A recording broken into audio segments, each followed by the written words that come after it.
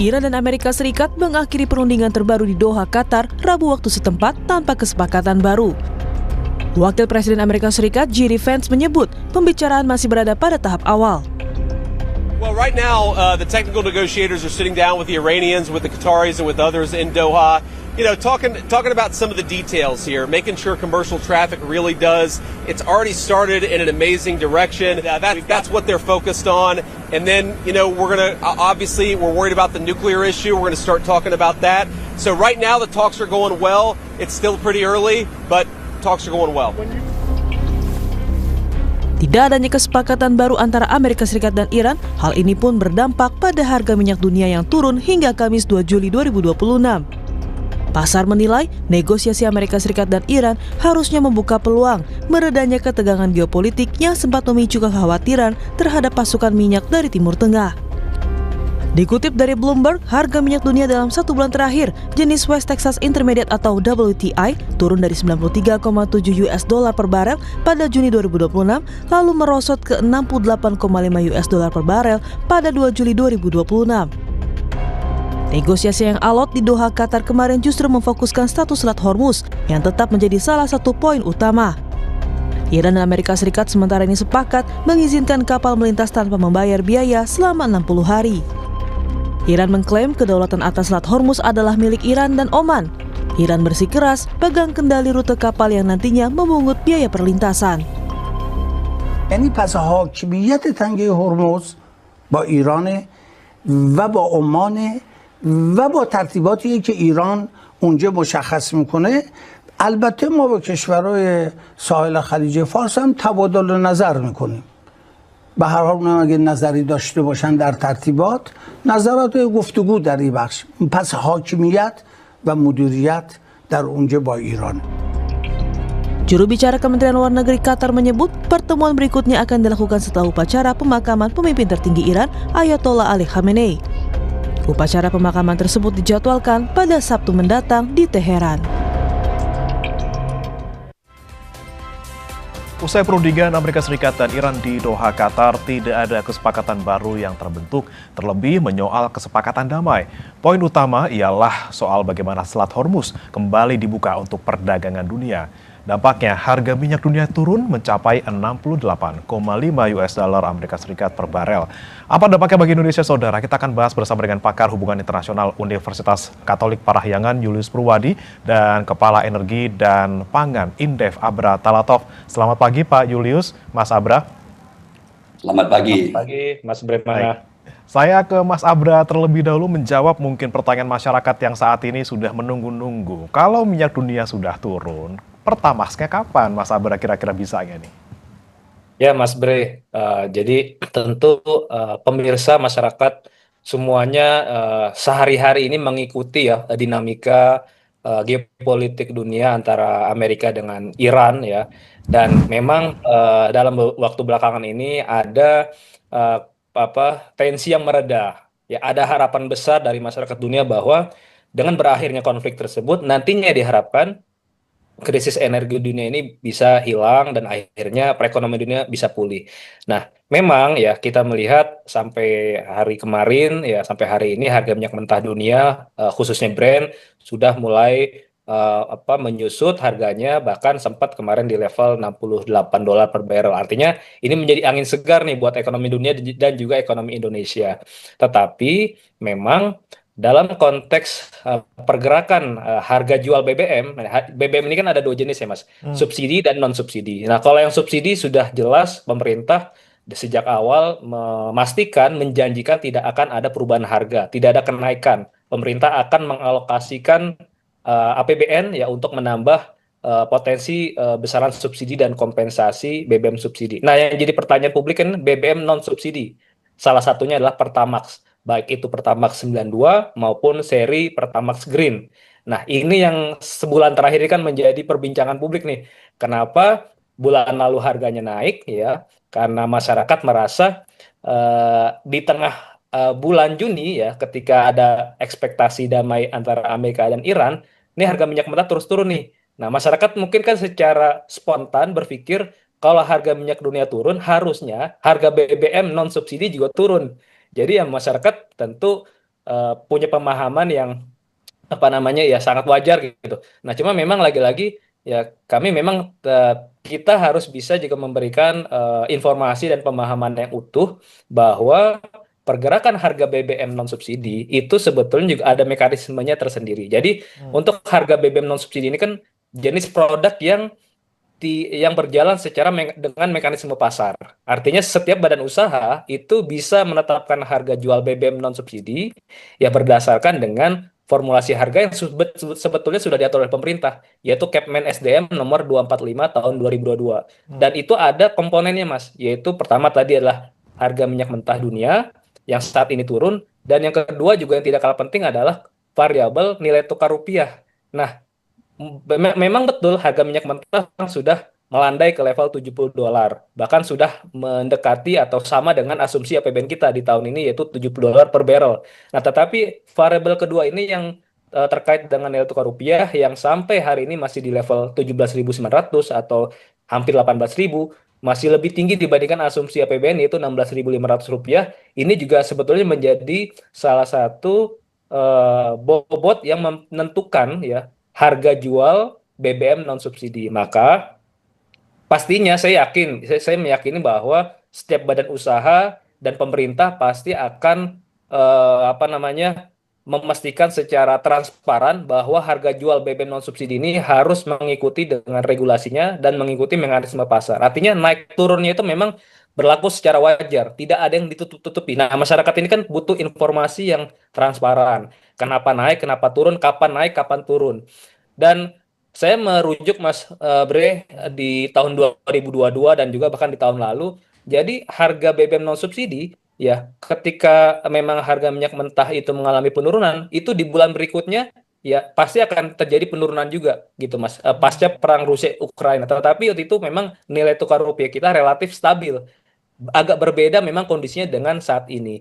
Jadi ya besar harapan kita semua publik bahwa pemerintah mampu menjelaskan bahwa harga BBM non subsidi ini kapan akan diturunkan dan seberapa besar. Apakah memang memungkinkan harganya itu kembali turun di harga normal sebelum kenaikan yaitu Pertamax 92 sebesar Rp13.200 per liter gitu Mas. Ini kan mungkin harapan semua orang seperti itu Mas Bre. Oke, nah kalau kita berkaca tadi dengan ketika minyak dunia turun, sebulan kemudian turun, apakah dengan kondisi saat ini bisa seperti itu Mas? Karena ini harga BBM yang lain turun loh, ini Pertamina Dex, kemudian Dex Lite ini juga turun, Pertamax Turbo juga turun, kenapa Pertamaxnya kok susah? Memang ada apanya gitu, apa yang kemudian menyulitkan Pertamina misalnya untuk tidak menurunkan Pertamax di level mungkin sama seperti sebelum naik gitu Mas? Ya. Pertama, analisa saya Mas, kenapa harga Pertamax ya, baik yang 92 maupun yang grade ini belum diturunkan di 1 Juli kemarin. Pertama, harga keekonomian Pertamax ya, khusus yang 92 ya, sebetulnya dari informasi yang beredar itu kan per liternya itu sekitar 20.000 sampai Rp21.000 per liter harga keekonomian yang harusnya dijual oleh Pertamina. Nah, tetapi yang dijual ke masyarakat ya sejak pertengahan Juni lalu ya, sebesar Rp16.250 per liter. Artinya masih ada selisih antara harga keekonomian dengan harga jual sekitar 18%. Artinya sebetulnya harga yang diterima masyarakat dalam setengah bulan terakhir ini itu lebih murah dibandingkan harga yang seharusnya. Kalau memang informasinya betul ya, harga keekonomian lebih tinggi dibandingkan harga jual yang diterima oleh masyarakat. Nah, artinya memang penurunan atau masih tertahannya harga BBM jenis Pertamax ini, saya menduga memang karena secara real ya harga keekonomian itu masih tinggi. Nah, yang kedua juga adalah karena masih melihat ya evaluasi pergerakan harga dalam 1 bulan terakhir, yaitu dari 25 Mei sampai 24 Juni, sebulan terakhir itu nanti dievaluasi berapa pergerakan harga minyak mentahnya, termasuk juga rupiahnya berapa. Apakah rupiahnya memang menurun juga, menguat, atau memang rupiahnya melemah. Karena dua variabel itu menjadi variabel penting, Mas. Jadi tidak hanya bisa dilihat hanya dari sisi harga minyak mentah, tetapi juga harus bisa dilihat dari sisi nilai tukar rupiah. Termasuk juga pasti dari biaya distribusi, logistik, biaya pengolahan dan lain sebagainya, Mas. Selain harga keekonomian tadi mungkin yang menahan Pertamax, tapi juga tadi ya macam-macam hitung-hitungannya banyak sekali soal harga minyak ini jangan-jangan malah dalam 2 hari 3 hari ke depan malah naik, atau nilai tukar rupiah kita juga mungkin semakin melemah seperti itu ya. Saya ke Pak Julius. Pak Julius, kalau kita lihat kemarin di Doha sudah ada pertemuan lagi, walaupun sempat dari 14 poin yang di pertengahan Juni diwarnai saling serang, kemudian mereka bertemu lagi walaupun tidak secara langsung, Amerika Serikat dan juga Iran sudah memberikan sedikit sentimen positif ke pasar sehingga harga minyak dunia turun. Apa yang terjadi kemarin ini di Doha? Apakah ini bisa menjadi langkah yang pembuka juga gitu, Pak Julius, paling tidak untuk memperbaiki apa yang kemarin sudah terjadi saling serang di antara kedua negara? Ya, saya kira betul banget ya. Ada tren positif yang sedang dijaga oleh Presiden Trump ya, dan juga termasuk Iran. Bagaimana supaya sentimen pasar itu sifatnya positif. Jadi sekalipun di Doha belum menghasilkan sesuatu yang sangat substantif, hal-hal teknis terkait misalnya dengan Selat Hormuz, kemudian pencairan dana Iran yang dibukukan di luar negeri gitu ya. Namun demikian gitu ya, Trump itu menyampaikan ke publik bahwa ada perkembangan positif, misalnya terkait dengan denuklirisasi. Saya melihat intensinya adalah untuk menjaga sentimen pasar, Mas Pri. Sekalipun itu sebetulnya tidak betul ya. Yang disampaikan oleh Presiden Trump adalah Iran menyepakati denuklirisasi. Ya, dan saya sebut itu bohong sebenarnya. Karena kalau kita melihat dari sumber resmi, isu tentang nuklir belum dibahas di Doha dalam negosiasi tidak langsung ya di antara dua pihak ini. Dan ini kelihatannya memang disengaja oleh Trump by design, bagaimana dalam waktu dekat ini terjaga dengan baik para pelaku bisnis untuk melihat situasi dengan positif. Dan saya akan melihatnya setidaknya dalam 3-4 bulan ini ke depan ini, Mas Bre, bahwa tren positif bahwa kedua belah pihak memilih jalur perundingan bukan jalur peperangan itu akan dijaga minimal sampai akhir Oktober dan puncaknya di awal November, yaitu pada waktu terjadinya pemilihan selah. Nah, setelah itu kita tidak tahu, tapi paling tidak kita boleh optimis saya kira ya, bahwa harga BBM di kita yang dipengaruhi oleh gejolak minyak dunia itu bisa terjaga setidaknya ya gitu. Kalau kita memakai asumsi bahwa kemarin pada waktu serangan Amerika Serikat 28 Februari menaikkan harga minyak mentah, pemerintah Indonesia kan tidak langsung menaikkan harga non subsidi dan butuh 3 bulan akhirnya menaikkan. Saya kok berpikir ini analisis ekonomi politik, barangkali pemerintah juga butuh 3 bulan berikutnya untuk melihat situasi dan memutuskan. Dan ketika situasinya mungkin akan berubah gitu ya, BBM moga-moga ya yang non subsidi sudah menurun, Mas Bre. Oke, jadi kalau turun naiknya kemarin telat, turunnya juga bisa jadi telat gitu Pertamaxnya gitu kalau kita bisa lihat. Tapi Pak Julius, kalau kita bicara soal tadi Amerika Serikat mungkin menahan diri, paling tidak selama sampai Oktober atau November gitu untuk menjaga situasi pasar. Tapi bagaimana dengan eksternalnya? Israel sudah bilang lagi gitu ya untuk akan membunuh Mojtaba Khamenei, dan dalam beberapa hari terakhir ke depan ini nanti di 4 Juli mungkin sudah akan ada gelaran pemakaman dari Ali Khamenei. Apakah ada potensi ancaman juga dari Israel untuk mengacak-acak apa yang kemudian sekarang jadi rencana Trump untuk paling tidak menjaga kondisi pasar sedikit kondusif situ, Pak? Ya, ini situasi ekstrim ya, yang betul-betul tiba-tiba bisa menjadi sangat negatif ya. Situasi yang sudah positif trennya, lalu kemudian tiba-tiba berbalik menjadi negatif. Dan yang baru disampaikan itu kan variabel-variabel yang berpengaruh, yang membalikkan keadaan dari positif ke negatif. Salah satu yang paling penting dan itu butir pertama MOU adalah keamanan regional, terutama terkait dengan hubungan Israel dan Lebanon, utamanya serangan-serangan yang tetap berlanjut. Itu yang kita betul-betul khawatir. Nah, ini tentu saja akan ditentukan oleh lobby-lobby tingkat tinggi yang dilakukan Amerika Serikat untuk menekan Netanyahu supaya betul-betul waras, sadar gitu ya, bahwa Amerika membutuhkan situasi perekonomian yang stabil, dan perekonomian yang stabil itu kalau intervensi politiknya itu berhasil efektif. Intervensi politiknya adalah tidak ada serangan Israel ke Lebanon. Lalu kemudian jangan lupa kalau saya membaca tren yang lain ya, tren positif tapi ada riak-riaknya. sejak gencatan senjata tanggal 8 April 2026 kan ada pelanggaran yang dilakukan oleh Amerika Serikat melakukan serangan-serangan ke Iran, dan itu siklusnya tiap 2 mingguan. Jadi di bulan Mei, kemudian di 11 Juli gitu ya. Lalu kemudian terakhir kan di 26 sampai 27 Juli Amerika Serikat menyerang Iran gitu ya di Bandar Abbas dengan alasan tadi Iran telah menyerang kapal komersial itu kan gitu.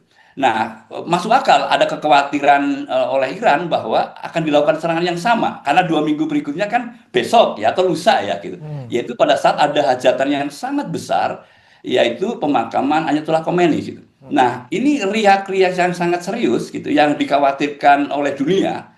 Tentu saja Iran sangat khawatir bahwa akan dilakukan serangan setelah terakhir 26-27 lalu kemudian besok dan lusa karena itu hari yang sangat penting. Tetapi kalau itu terjadi, serangan-serangan yang dilakukan Amerika Serikat tiap 2 mingguan itu mungkin akan menjadi inisiasi perang besar. Dan Trump saya kira harus berhitung. Trump harus berhitung bahwa dia sudah menjaga sedemikian rupa stabilitas ekonomi, lalu kemudian kalau itu betul dilakukan besok atau lusa pada saat hajat yang besar, dampaknya akan jauh lebih besar dan bisa meruntuhkan negosiasi yang sudah berlangsung, yang dibangun cukup lama, dan apalagi situasi ekonomi. Oke, agak rawan ya Pak ya nanti di tanggal 4 pemakaman Ali Khamenei, apakah kemudian Amerika Serikat menyerang atau tidak seperti itu.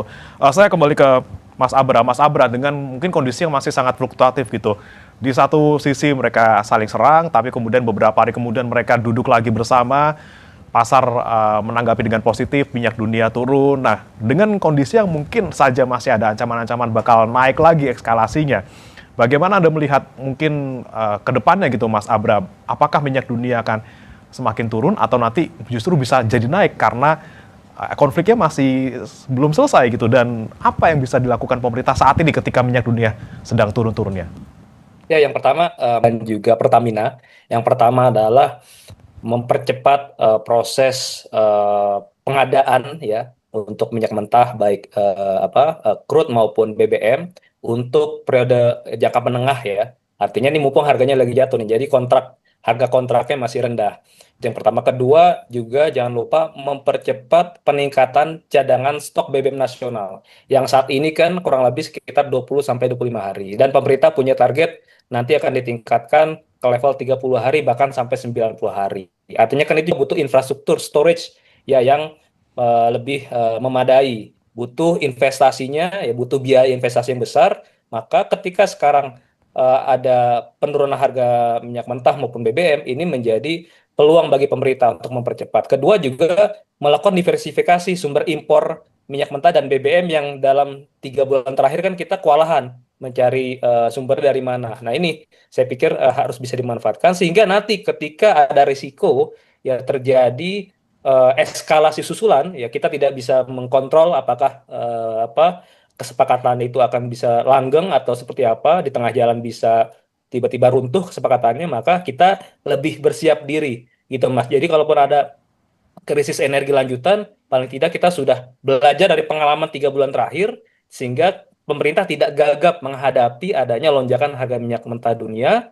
Kita sudah lebih siap dengan berbagai bantalan, termasuk juga dari aspek fiskal. Ya fiskal pemerintah juga tetap saya pikir perlu mengalokasikan ya adanya resiko di semester kedua terkait dengan potensi tambahan subsidi dan kompensasi BBM.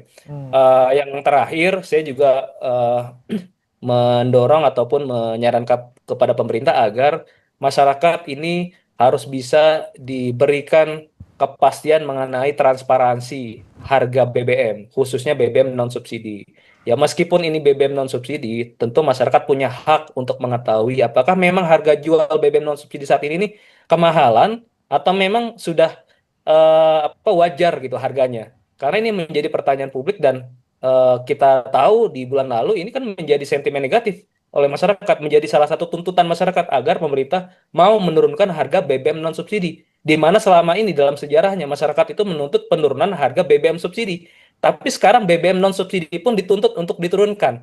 Nah, pemerintah kan sebetulnya tidak punya instrumen langsung untuk melakukan intervensi. Tetapi dengan transparansi tadi, dengan informasi yang terbuka, masyarakat pastinya nanti bisa menerima dengan baik.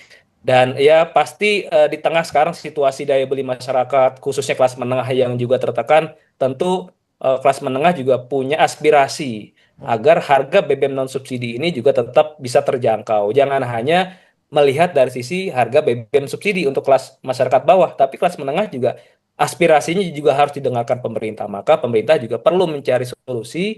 Kalaupun nanti harga BBM non subsidi ini belum bisa diturunkan secara cepat ataupun secara signifikan nilai persentase penurunannya, kira-kira pemerintah akan melakukan eh, kebijakan afirmasi apa yang lainnya yang juga bisa membantu menjaga daya beli masyarakat kelas menengah gitu Mas Bray. Oke, baik. Saya kembali ke Pak Julius. Pak Julius, jika kita melihat mungkin 14 poin yang disepakati di pertengahan Juni gitu, ini sepertinya kan banyak yang terlalu baik untuk Iran gitu. Seperti tidak masuk akal ketika Amerika Serikat bisa menyepakati itu gitu ya. Soal ganti rugi perang, kemudian soal pencairan aset, penghapusan sanksi. Apakah dengan banyak yang mungkin too good to be true buat Iran di 14 poin itu yang kemudian bisa saja nih membuat Amerika Serikat punya niat buruk lagi gitu untuk jangan sampai kesepakatan ini saya bayar semuanya ke Iran. Ya itu yang saya sebut, ini strategi yang dipaksakan karena ada kepentingan yang lebih tinggi yang dimiliki oleh Amerika Serikat. Yaitu kalau saya melihat yang paling dekat adalah pemilihan sela, yaitu kepentingan sangat tinggi. Jadi dipaksakan waktunya secepat mungkin bersepakat, lalu kemudian setelah menang misalnya di pemilu sela akan berubah situasinya. Tetapi kalau kita lihat, memang betul Mas Bray, pemenang dari perang ini kalau lihat MOU-nya adalah Iran. Karena banyak sekali yang harus diberikan oleh Amerika Serikat kepada Iran melalui kesepakatan-kesepakatan yang tertuang di dalam 14 butir tersebut. Nah sekarang persoalannya adalah gitu, bagaimana teknisnya. Seperti misalnya terkait dengan pencairan dana yang dibekukan. Nah ini kelihatannya Amerika ada niat-niat yang tersembunyi, terselubung gitu. Kalau misalnya dicairkan sebutlah 6 juta US dollar misalnya gitu. Amerika Serikat tidak serta-merta menyetujui begitu saja gitu. Tetapi yang disampaikan oleh Presiden Trump adalah bisa nggak 6 juta US dollar tadi untuk membeli produk-produk pertanian dari California, lalu kemudian dari negara-negara bagian yang lain. Jadi dilepas, tapi untuk tujuan kepentingan Amerika Serikat juga, itu ujung-ujungnya. Termasuk juga terkait dengan Selat Hormuz, itu kan yang paling strategis ya. Amerika Serikat menghendaki bahwa tidak ada biaya tol sama sekali. Dan ini kan diuji dalam 60 hari ini, tidak boleh diberlakukan itu. Gitu.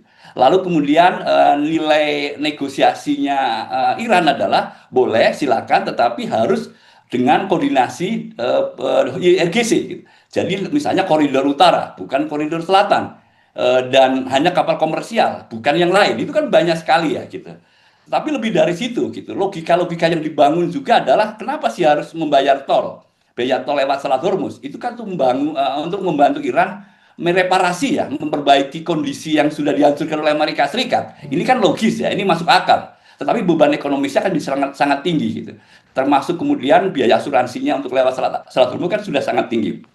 Jadi tetap, dan Iran akan tetap waspada bahwa ada niat terselubung yang jahat yang dimiliki oleh Amerika Serikat dengan 14 butir MOU tersebut. Oke, diwaspadai oleh Iran seharusnya ya. Tidak akan mungkin semudah itu Amerika Serikat memberikan cuma-cuma pencairan aset, kemudian penghapusan sanksi dan juga membayar ganti rugi perang gitu ya. Saya kembali ke Mas Abra. Tadi ada bicara soal bagaimana kemudian pemerintah bisa memanfaatkan kondisi sekarang untuk serok murah lah gitu ya, untuk minyak mentah dunia impor sekarang deh. Tapi jika kita bicara soal kemampuan serok ini Mas, tadi soal ada nggak sih duitnya dan juga bagaimana storage-nya? Apakah kita sanggup untuk serok sekarang dengan jumlah yang sebesar-besarnya? Iya, ya sebenarnya kan isu mengenai cadangan BBM nasional ini sudah berlangsung dalam ya lebih dari 10 tahun terakhir lah. Pemerintah ya terus membuat ini mengambang gitu. Harusnya kan ini menjadi prioritas pemerintah karena pengalaman pasca perang Iran sama Israel dan Amerika, kita lihat beberapa negara maju itu stok BBM nasional itu bahkan ada yang lebih dari 200 hari seperti Jepang, ada yang lebih dari 100 hari dan memang rule of thumbs-nya itu ya itu 90 hari untuk dikatakan bahwa suatu negara dikatakan aman ketika terjadi krisis energi. Nah, kita hanya 20 sampai 25 hari. Nah, memang ya di sisi lain kita masih memiliki sumber produksi migas dari dalam negeri, tetapi kan tentu porsinya sangat kecil. Tetap kita dominasi utama sumber BBM dan minyak mentah adalah dari luar. Dan terbukti di bulan Mei kemarin kita lihat rilis BPS, kita untuk pertama kalinya ya defisit perdagangan kita, terutama dari defisit perdagangan migas itu mencapai rekor terburuknya gitu, karena memang tadi harga minyak mentah dunia melonjak, kebutuhan kita untuk impor BBM juga tinggi. Nah itu kan juga sisi lain menjadi sentimen negatif nih buat perekonomian nasional.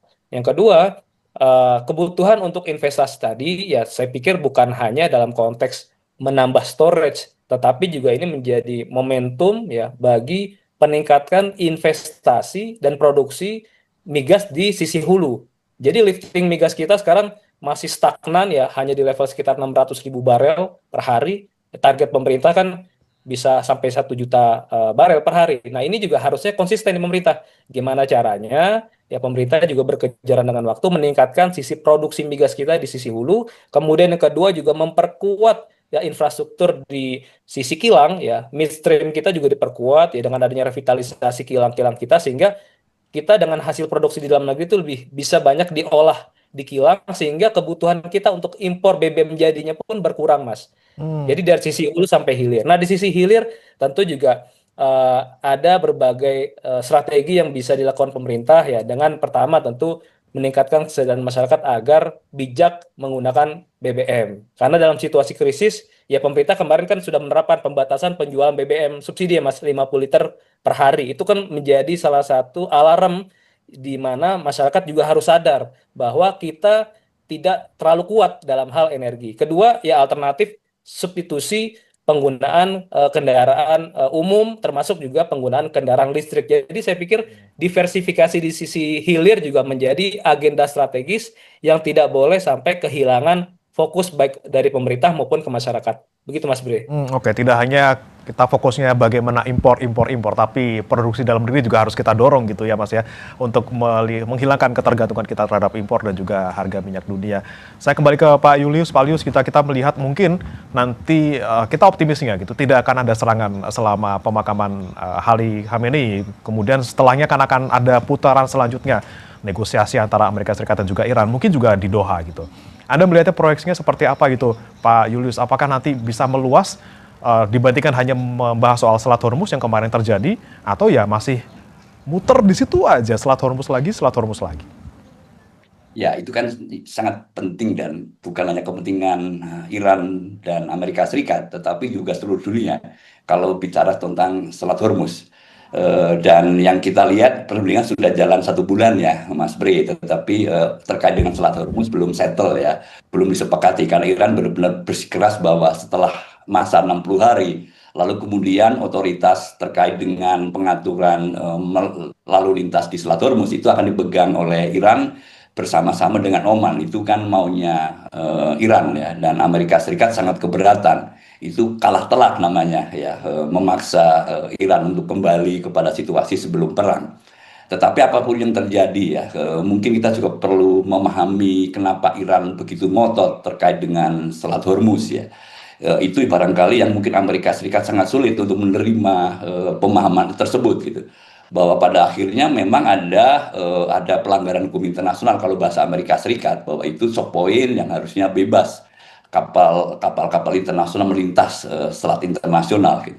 Tapi argumentasi Iran kan juga cukup masuk akal. Pertama, ini soal kedaulatan dan ada klausul yang saya kira memungkinkan tersebut.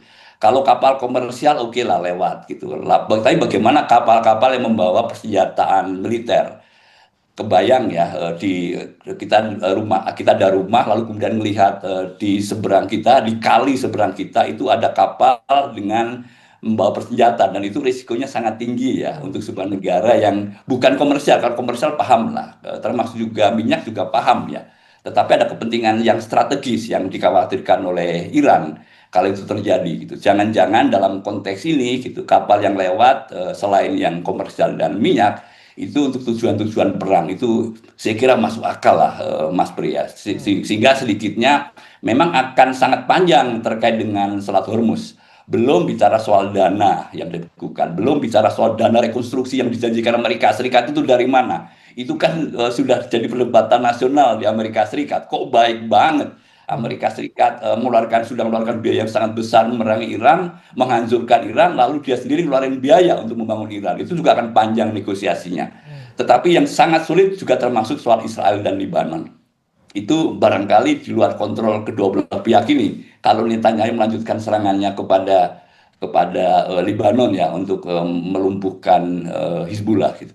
Nah, saya melihat 3 bulan lah, mungkin kita bisa agak tenang ya, 3 bulan sampai pemilu selesai ya Mas Pri ya, situasi akan cenderung trennya positif ya, dengan riak-riak kecil ya, kecil dalam pengertian saya adalah serangan-serangan, tetapi serangan tersebut adalah ditujukan untuk mendukung diplomasi negosiasi Amerika Serikat dan Iran.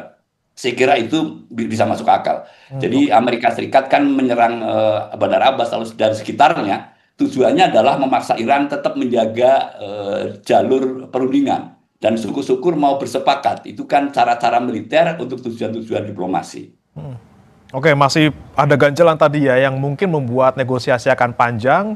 Soal Selat Hormuz, kemudian soal dana, baik tadi pencairan aset maupun juga tadi kompensasi yang harus dibayar Amerika Serikat.